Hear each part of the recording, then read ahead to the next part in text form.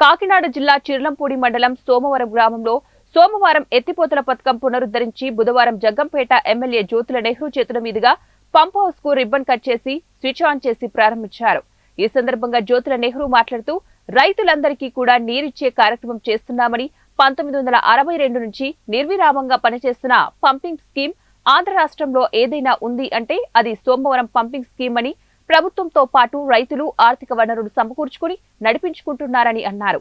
Somavaram pump house పునరుద్ధరించి ప్రారంభోత్సవం చేసి రైతులకు నీరందించామని, ఏలేరు నీటిని పంపుల ద్వారా లిఫ్ట్ చేసి 1200 ఎకరాలకు సోమవారం లిఫ్ట్ ద్వారా 22 క్యూసెక్కుల నీటిని సోమవరం, ఇర్రిపాక, బూరుగుగుడి, కృష్ణవరం గ్రామాల రైతులకు సాగునీరు అందిస్తున్నామని తెలిపారు.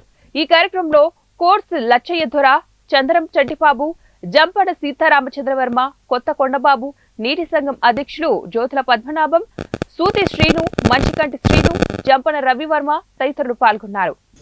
రైతులకు నీరిచ్చే కార్యక్రమంలో ఉన్నాం. అయితే ఇవన్నీ లిఫ్ట్ ఇరిగేషన్లు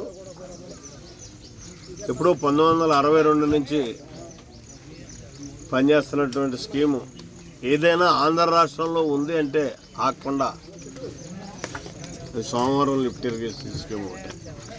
అంటే దీనికి మెయిన్గా ప్రభుత్వం యొక్క ప్రోత్సాహం కాదు, ప్రభుత్వాలకంట రైతుల ప్రోత్సాహం.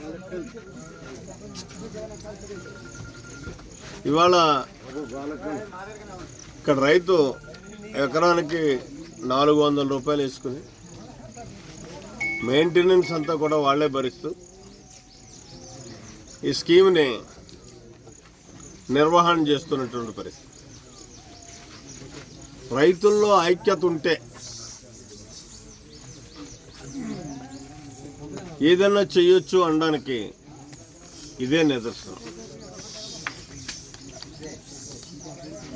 చెరువులో అయాచితంగా వచ్చినటువంటి నీరునే సక్రమంగా పంచుకున్నటువంటి పరిస్థితి ఉంటుంది.